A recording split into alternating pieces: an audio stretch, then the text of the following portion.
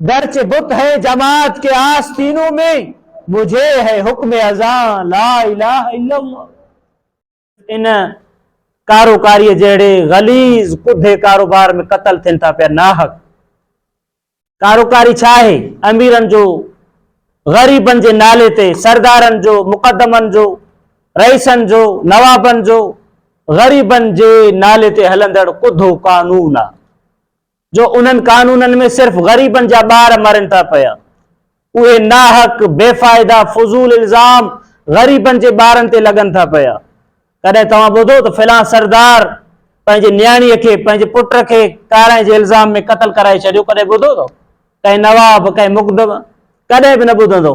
पर इन गलीज इल्जाम में जेकर कतल थींदो तो गरीब जी धीअ, जेकर इन गलीज इल्जामन में कतल थींदो तो गरीब जो पुट कतल थींदो। ऐं गरीबो तव्हां असांखे सम्झणु घुरिजे, इन्हनि सरदारनि, मुकदमन, नवाबन, रईसन जा चुल्हा तव्हां असांजे खून ते हलन था पिया। इस्लाम में आका अलैहिस्सलातु वस्सलाम जन फरमायो त मां दौर जाहिलियत जे कानूनन, रस्मन, रवाजन के पंहिंजे पेरन सां लताड़ियां थो पियो, यानी मां उहे कानून कायदा दौर जाहिलियत जा ख़त्म करे छॾिया आहिनि। आका अलैहिस्सलातु वस्सलाम जन इन्हनि तमाम कानूनन खे ख़त्म करे विया। ऐं अॼु तव्हां असां इन जे करे कतल कंदा आहियूं त अदा गैरत आहे। अल्लाह जो कसम गैरत नथो, या बेगैरती आहे।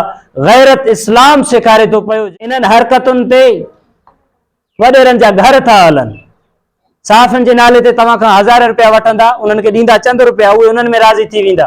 पुलिस जे नाले ते तव्हां खां 1000 रुपया वठंदा, बाबा असां फ़ैसिलो कयूं था, हाणे थाननि खां बि त बचणो आहे न, हेतिरा ॾोकड़ तूं ॾे, हेतिरा हुन खां वठंदासीं। मानी जे नाले ते तव्हां खां 1000 रुपया वठंदा, पर हकीकत में इन्हनि पैसनि सां उन्हनि जा घर हलनि था पिया। इन्हनि पैसनि में इन्हनि मुकदमन, रईसन, नवाबन जा घर हलनि था पिया। तव्हां असां ग़रीबनि खे सोचणु घुरिजे त छा कारोकारी सिर्फ़ जेको आहे ग़रीबनि में थिए थो? सरदार इन्हनि खां महफ़ूज़ छो आहिनि? उन्हनि जा ॿार उन्हनि खां छो महफ़ूज़ आहिनि? नवाब उन्हनि खां छो महफ़ूज़ आहिनि? मुकदम उन्हनि खां छो महफ़ूज़ आहिनि? उन्हनि इन्हनि शयुनि खे सम्झियो आहे। तव्हां असांखे चरियो उल्लू बणायो आहे त तव्हां असां उन्हनि जे उन ॾटनि ते तव्हां असां ख़ुशि